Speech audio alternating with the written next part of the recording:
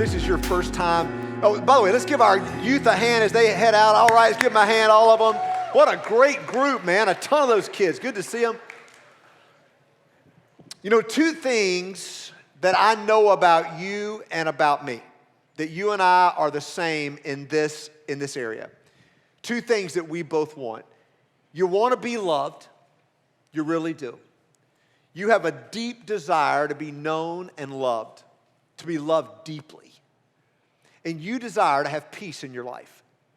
You desire for anxiousness to get less and peace to grow more.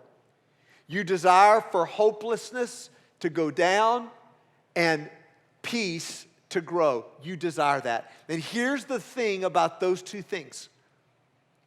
You don't receive those things by buying it. You don't experience deep love by buying it. You don't experience peace by buying it. If you could buy peace, then people with the most resources would be the most peaceful. Does that make sense? No, because the people I've known, listen, not necessarily having more resources makes you more peaceful. You can't buy it. You can't do it. There are laws of the universe that God created this earth with. Let's talk about one. One's gravity. Now, you can believe in gravity or you can not believe in gravity. You can have your own opinion about gravity, but here's what I know. You walk on top of this building and you jump off. Gravity is real whether you believe it or not. You with me? Okay, let me give you another law of the universe that God made. Now, even if you don't believe in God, or maybe you believe there's something out there, but you're not sure about Jesus, and you're kind of wondering if there's any truth to this, you're going to agree with this point, just like you would agree with gravity. Here's a law of the universe. It's the law of sowing and reaping.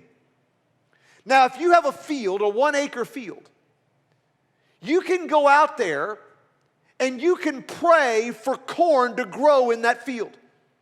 You can walk around that field. You can pray, have your arms up in the air till all the blood leaves your arms. You can run around the field. You can worship around the field. You can go lay on your face, on your chest with your face in the dirt, praying for God to send rain and for corn to grow in that field. Because you love corn. You like corn on the cob. You like cornbread. Like my mother-in-law said, eat your vegetables. Eat your cornbread. Corn is good for you. Right? That's a joke, but it is what she said. You like cornbread. I love hot corn tortillas. Can I get an amen? I've even had fried corn before. Yes, that's a real thing. It's good. Yeah, somebody else is here that knows it. All right, it's good. You can do all that, but here's what you know and I know. If you don't plant the seed in the field, you can pray all day and all night and corn's not going to grow. Because it's a law of the universe. You got to put the seed in the dirt to see something come above the dirt. And that's true with love. If you don't put the seed in the field, you'll never see it return like it could. I'm not saying no one will ever love you, but you will not experience the level of love you could have experienced. You don't find peace without a seed in the field.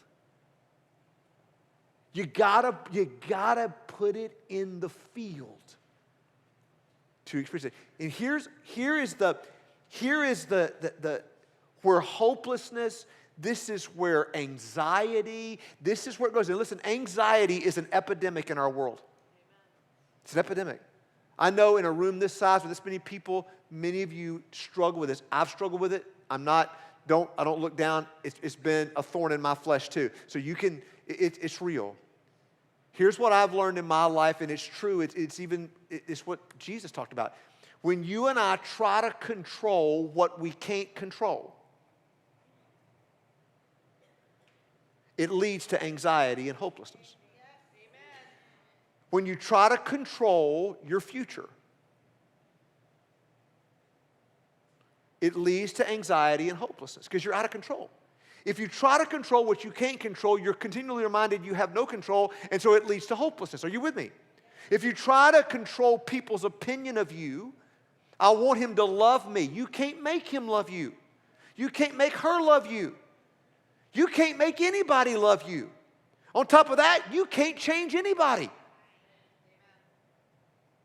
It's one of the most tough realities of life is that you can't change people. I've been a pastor a long time. I'm in my 28th year. Be 28 the middle of May. In 28 years pastoring, I can tell you this, you can't change people. You can't. Only Jesus can change people. Only him, you can't. So when you focus on what you can control, your attitude, the way you see people, how you act in love, because love is an action, it's not a feeling, though it can lead to feelings. It's not a feeling in itself, it can lead to it. You act in love, you can control that. And when you focus on what you can control, it empowers you. In this series entitled Love Handles, we're going through the most famous love chapter in the Bible, 1 Corinthians 13, the first 7 verses. And we're learning what it means to love. All of these things, all that we're going to list, like last week, love is patient. Today, love is kind. These are verbs. These are action steps we take. So here we go. 1 Corinthians 13, verse number 4. You ready? Love is patient and kind. Patience was last week.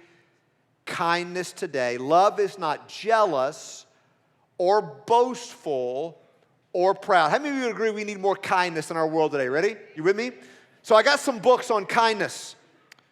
I read this book a long time ago. It's got some great practical steps on just everyday kindness you can bring. So I want to give 5 books away. Who wants a free book?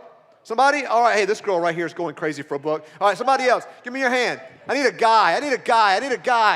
Come over here. All right, I'm going to give it to this guy right over here. Come on. All right, somebody else. Hand up. I'm going to go right over here. There you go. Somebody else. Hands up. I'm going to go over here this time. Okay.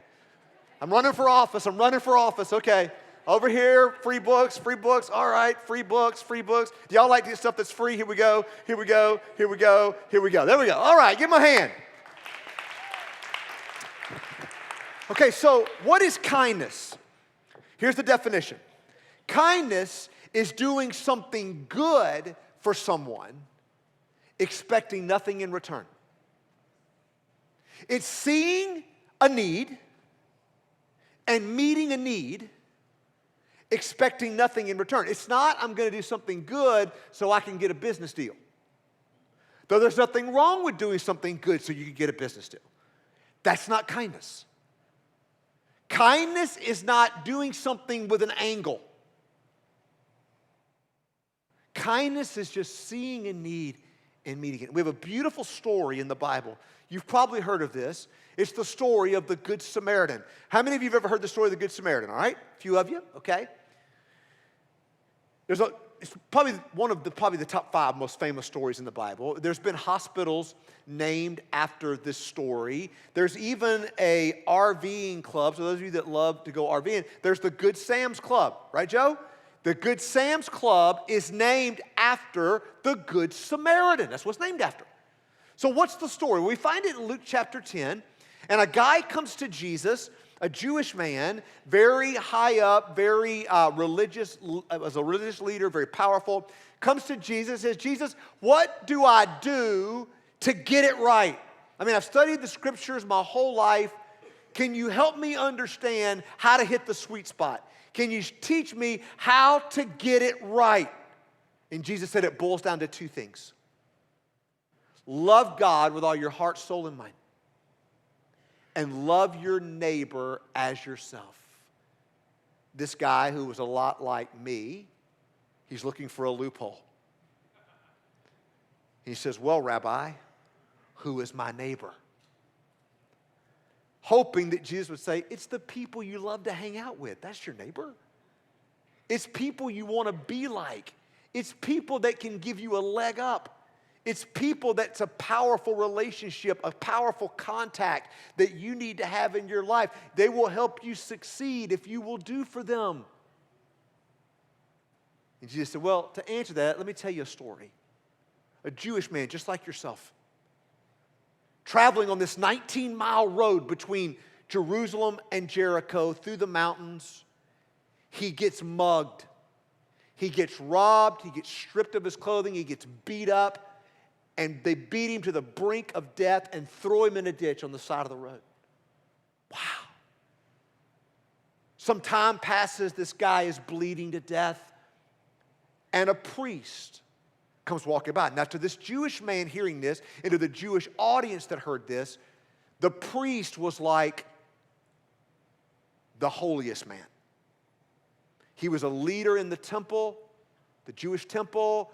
He was very respected. He was very powerful, sort of like, not exactly, but sort of like the Pope.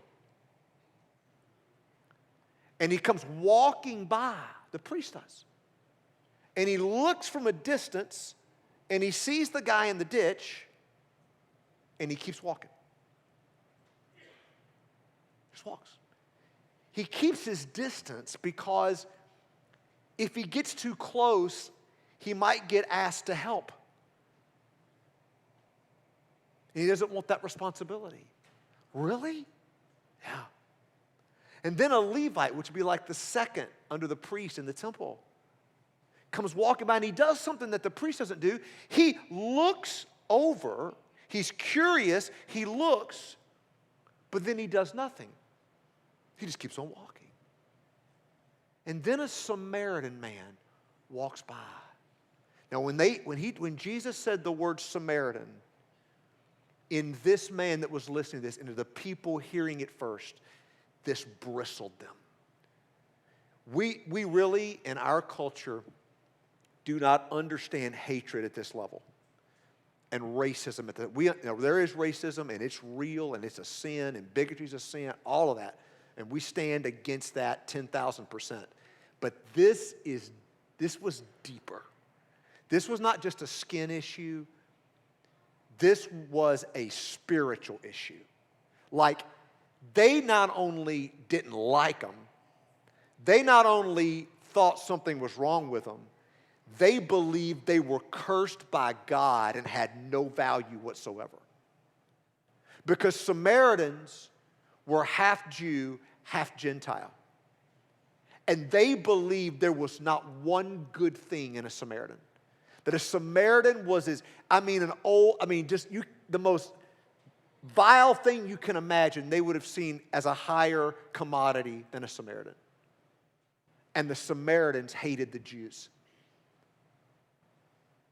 The last person on earth that would ever stop and help a Jewish man was a Samaritan man.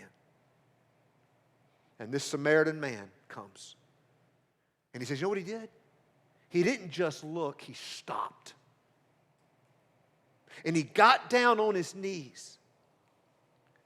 And he began to ask him where he was hurting the worst. And he began to find out where all of his wounds were. Then he took what he had with him. He didn't make any excuses. He took some oil and some wine, and he took some strips of cloth. Like, he tore from his garment, he tore from his turban, and he made bandages. He made makeshift ace bandages and took it and put the oil and the ointment, and then he wrapped him. And then he didn't stop there. He picked up this man that was dead weight and put him on his donkey. He didn't make an excuse that he didn't have a wagon. He didn't make an excuse that he didn't have a chariot. He didn't make an excuse that he was by himself. He picked the man up, he put him on his donkey, and he takes him to a hostel.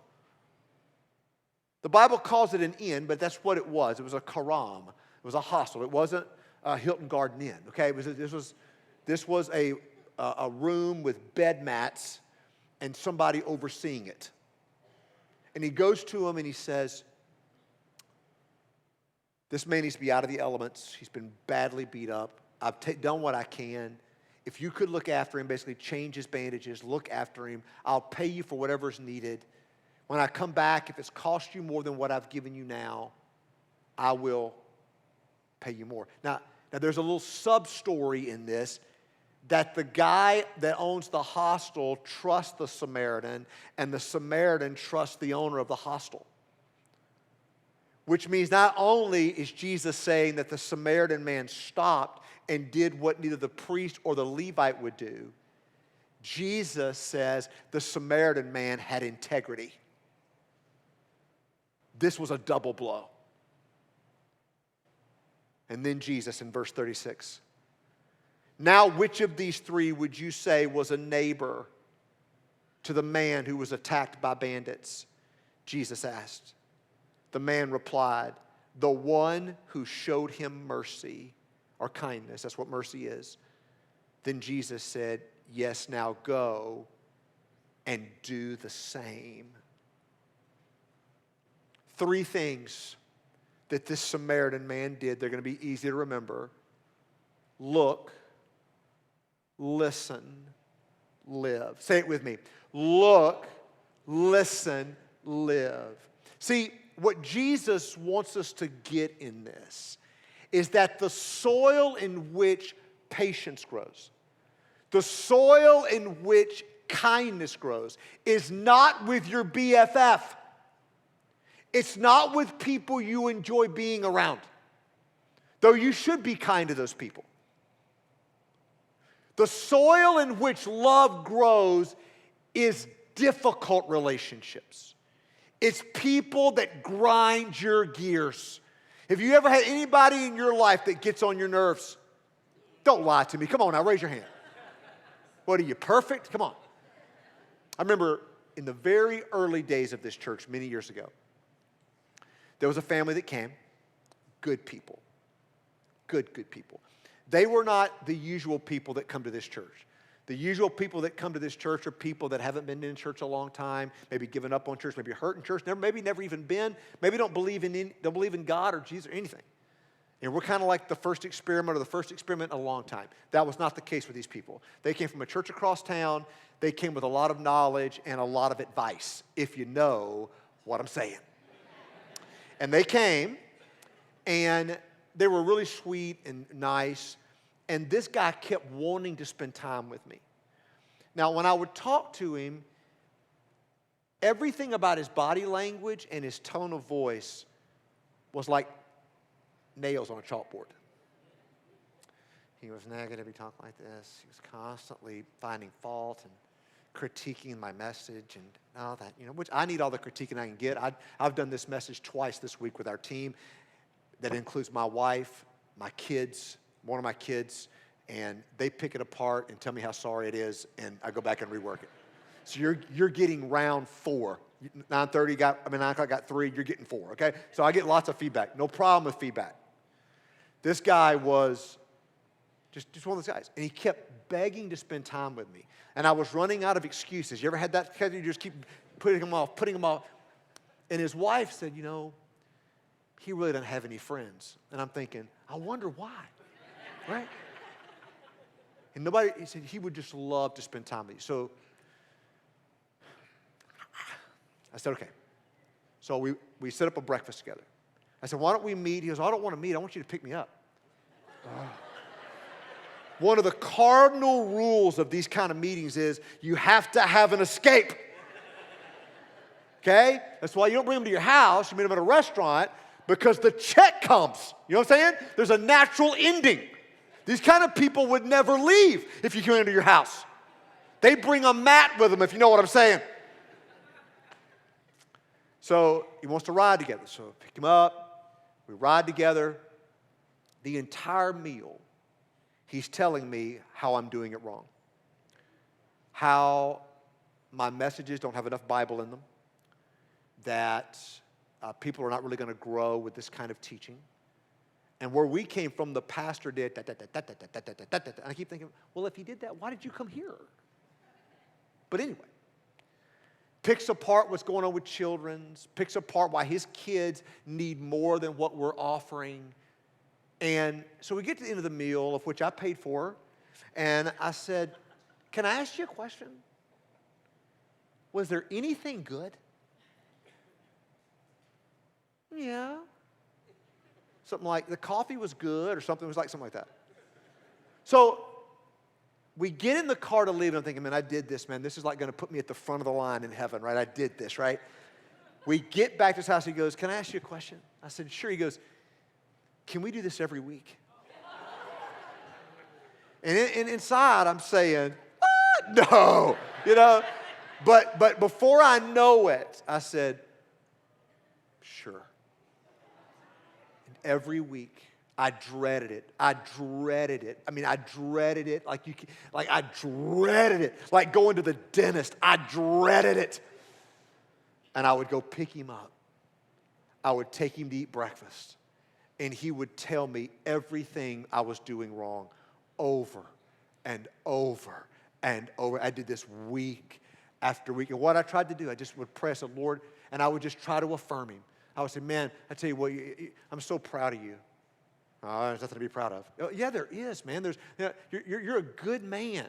I don't know about that. Yeah, man, you and your wife, you have such a great, she's such an amazing woman. Well, if you only lived with her, you'd know. Well, I know, but she's, your kids, man, you got to be so proud of your kids. No, not really. They don't keep their rooms together, and I'm trying to help my son learn how to organize his drawers, and he won't do it. And just constants. And I just keep trying to affirm him. Keep affirming him. This goes on for weeks, months. Till finally I just said to him, I said, look, I don't want to be ugly to you, but you need to go. What do you mean? I said, you're miserable here. We're not the only church in Tampa. I've got friends all over this city. Of course, I would never send him to a friend, but I said friends all over the city. Sorry. No, I'm just joking. So I said, there's great churches here, all over the city. Why are you here? I want to empower you. I want to bless you. And I want to send you and your wife and your 2 children, I want to bless you out the door. I didn't say it like that, but you know what I'm saying. And he's like, thank you. I never saw him again. Okay? And I wasn't upset, all right? It's those kind of people where love is built. Jesus said anybody can show love to people that are loving to you. Anybody can show love in that. That's kindergarten. If you want to go to the next level of love in your life, it's born, it's planted, it's sowed into the dirt of difficult people. Look, listen, live. Say it with me. Look, listen, live. Say it again. Look, listen, live. That's what look. So the Samaritan comes, Jesus says, and he looks and he stops. See, looking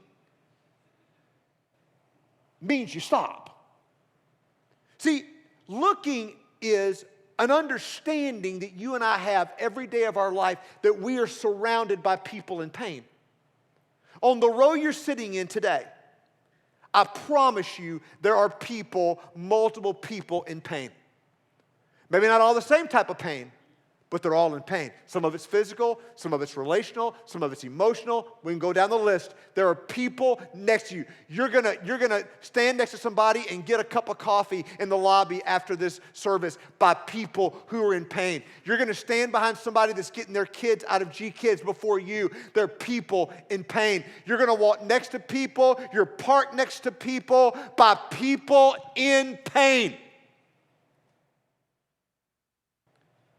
And looking is an awareness. Because if you're like me, I live in a sense of hurry a lot. It doesn't take a lot for me to get motivated. It doesn't take a lot for me to want to work hard. It doesn't take a lot for me to be busy. It's just my nature. Now, that's a good thing and it's a bad thing because hurry is the enemy of kindness. Because what I can be is I can get a lot done, but I can be the walking dead around people. I can be a zombie and just be moving around people. You know what I'm talking about? Jesus said, we need to have our eyes open. We need an awareness that there's hurting people around us. And when you encounter somebody that has a need, you encounter somebody in pain, you don't keep walking. You stop what you're doing. You got to be willing to be interrupted. Because opportunities for kindness don't work on your schedule. I hate that truth. Because I'm a person of schedule. I don't like that. I like everyone and everything, including God, to operate on my schedule. Anybody else like me? But kindness doesn't work that way. Are you willing to be interrupted? Look at Jesus. Let me give you an interesting thing to study in Matthew, Mark, Luke, and John. Study the times that Jesus stopped. And what caused Jesus to stop. Just Google Jesus stopped. It'll pull up Bible verses. And watch it. The Savior of the world would stop for a child in need. He'd stop for a beggar in need. He stopped for a guy with leprosy, stopped for somebody that was blind, stopped for a woman who was bleeding profusely. He stopped. This is where kindness begins. It's being aware. Number two, it's listening. It's listening. See, when we see somebody in need, we want to learn how we can best help. We ask questions, and then we listen. That's kindness. Sometimes the kindest thing you can do is just listen. People pay a lot of money to have somebody to listen to them. Because there's basic human needs that you and I have. Let me give you one of them. You have a basic human need to be heard. You know what I've learned as a leader? I've been in a lot of tense meetings in my life. You know what is usually the root of a tense meeting? It's not disagreement. It's when somebody hasn't been heard. When nobody will listen. You have a need to be heard. And you have a need to have your feelings validated. Doesn't it hurt you when you share something you feel and they go, oh, that's so childish? Or somebody just blows it off. Oh, you're just emotional.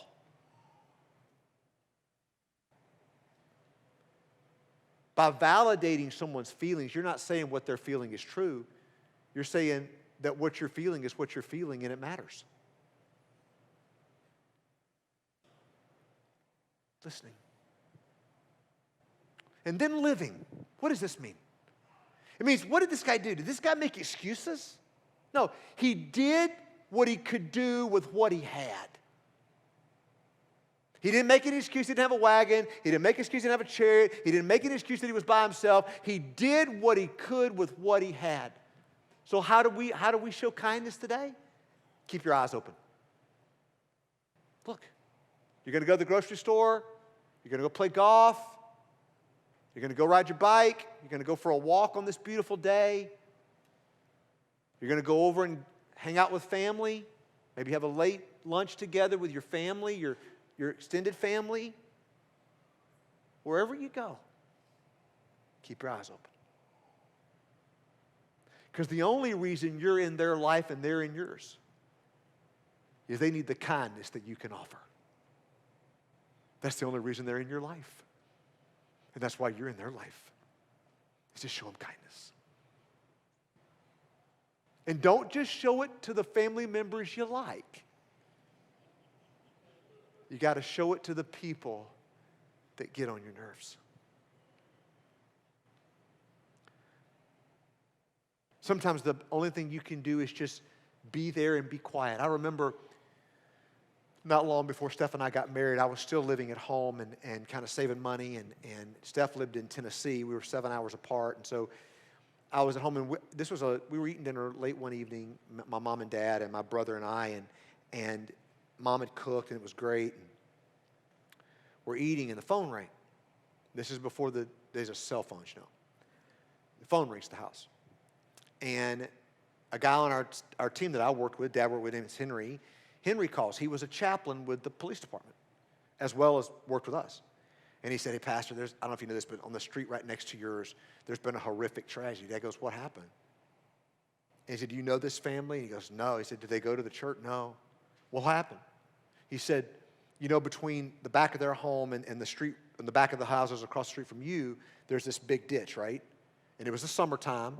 That's why we were eating late. It was like still light outside. And with all the rain, like we get here in the summer, the ditch was up at the top, you know, it was full of water. And he goes, the best of my understanding, husband wasn't home yet. She was cooking dinner. Little 3-year-old boy, rambunctious, their only child. He wanted to play outside on his bike. And so she goes, you can play right out here where I can see you in the backyard. And then she would go out and check on him. You kind of know where the story's going, right? She watched him. Well, she goes back in to check something, and like little boys do, he rides his bike. He gets to the edge of the ditch. He goes down the slope into the water. He gets hung in the bike underwater, and he drowns to death. Now, you just can imagine the horror, just horrible, a parent's worst nightmare. So immediately when Dad hears this, Dad goes, I got to go. And Mom's like, well, what are you doing? He said, kind of told us, she goes, do they go to the church? Doesn't matter. Makes no difference. Do you know them?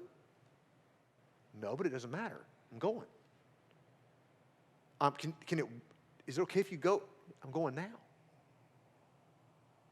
And I remember I was watching this.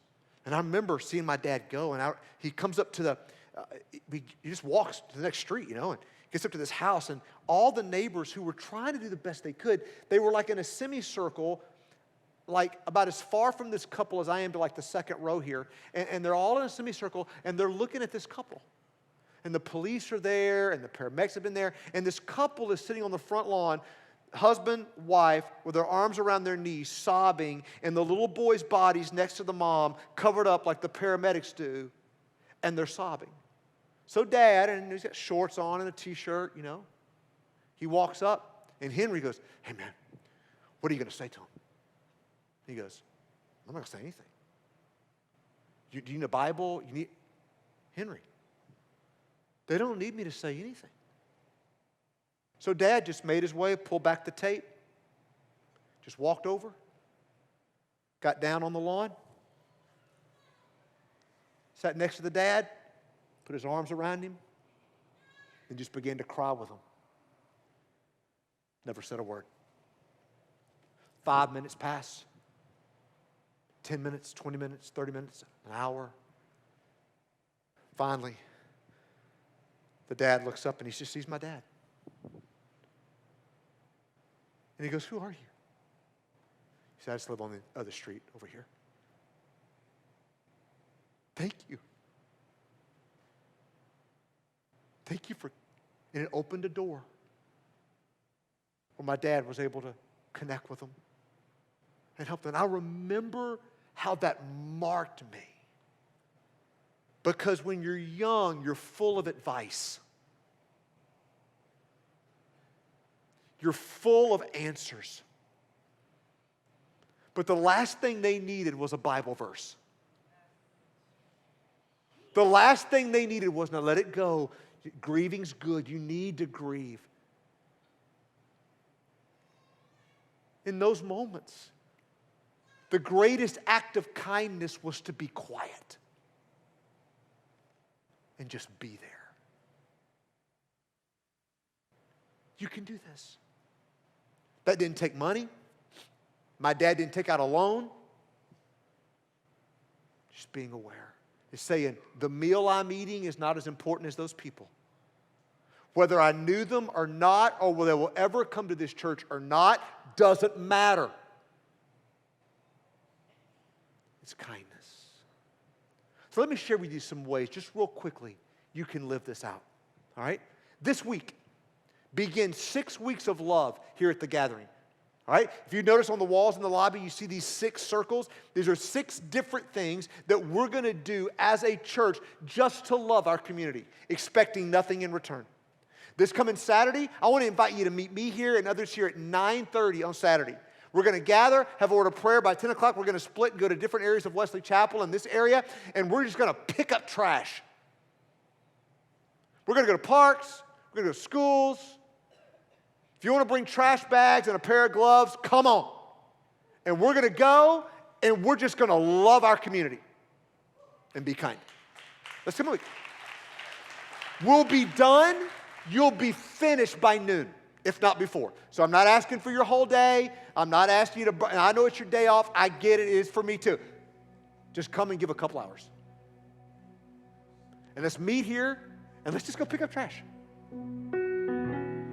Why? Because Jesus would. Because Jesus would. And each week I'm going to give you another one that we're going to do. That you don't have to even believe in Jesus. You don't have to believe in God. You don't have to be a member of the gathering. You don't even have to ever determine to ever come back. Just come and help us pick up trash on Saturday. Let me give you another one. You can get on a team here and serve. See, there's all kind of opportunities on your connection card. This card right here, there's all kind of opportunities. So, Brad, I don't have time to do all that.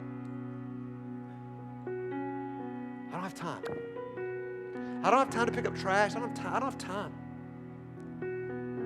Don't get upset with me, but doesn't that sound a little bit like the priest? I'm not going to get close to that. Yeah, I'll look. I'm not. No, you do it. Let me give you another way you can do it. Today we're going to take a special offering. This is not going to me. This is going to buy the equipment for our move into Wiregrass High School. We've sold this building. If you're new here, and we're moving 7 weeks from today, we will have our first service in Wiregrass High School. Woo! 7 weeks from today. So there's just stuff we got to buy and do, and there's no pressure, and there's no. But if you want to be a part of that today and help us do all that, great. It's an opportunity. And everything, whether just smile at somebody today. Just be a friend of somebody. You can do this. Kindness, and do what you can. When you see a moment, seize it, make the most of that. Because you never know how the seed you plant is going to come above the ground. So a couple months ago, Steph and I are eating in a restaurant. Remember the guy I told you about at the beginning? That guy? Steph and I ran into him and his wife. And I would love to tell you that I wasn't thinking, I hope he doesn't see me.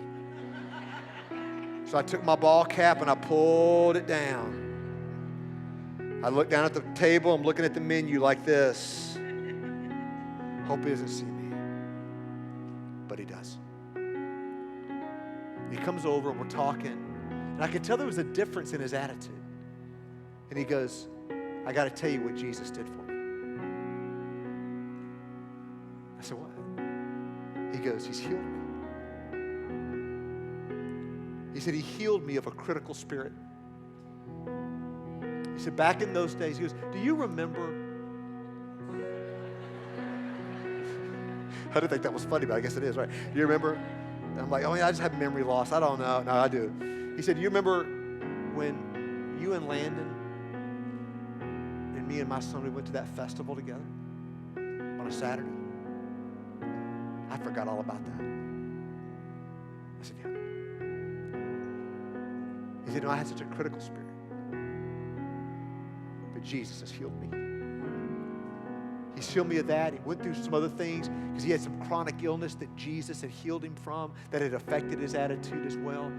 And I was like so impressed. And so Steph and I are getting up, walking out like, wow. And I began to think, I hope, I don't know if it was this, but I hope in my selfishness and in my brokenness, that I was able to put a seed in the soil.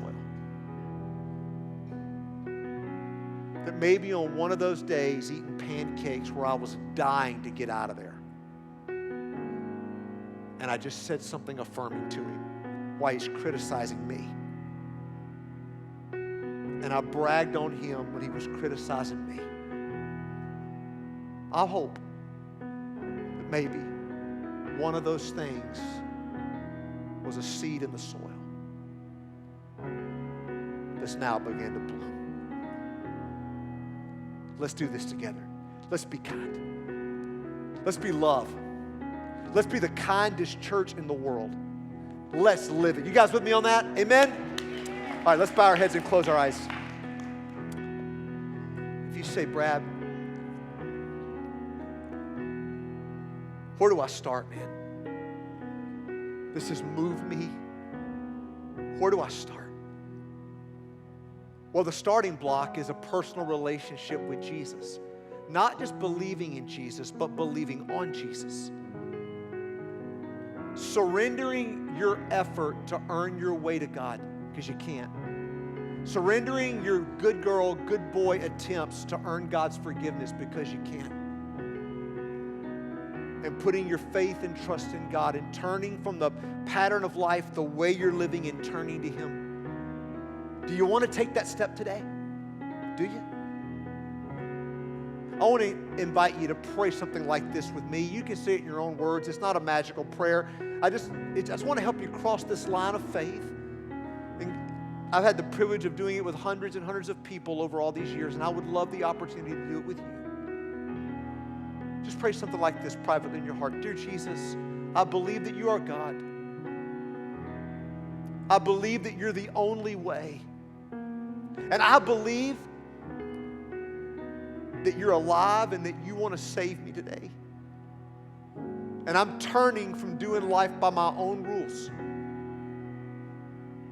And I'm turning by faith to you, Jesus. And I ask you to forgive me. I ask you to save me. I ask you to wash me clean and give me a fresh start. And I'm choosing to follow you from this day forward, regardless of the cost. In Jesus' name, amen. If you prayed that with me, I'm going to count to 3. I'm going to ask you if you would be so brave just to put a hand up for a second. I won't ask you to stand. I won't call out your name. I won't do any of that. Just want to rejoice with you myself on the count of 3. 1, 2, throw those hands up. 3, put them up. Thank you, thank you, thank you. All over the room, wow. All over, look. Take out this connection card. If you raised your hand or you didn't because you were shy or didn't want to do it, that's fine. Just fill out the front part of this card and check off this top box that says, I'm accepting Christ. Just a moment, offering buckets will come down your row. Just drop it in if you would. Let me pray for you as Rob comes. Lord, I ask you to help us to be kind. Thank you for your kindness to us. We surrender to you, Jesus, today. Guide us, Lord. Help us to be awake, to look, to listen, and to live. In Jesus' name, amen.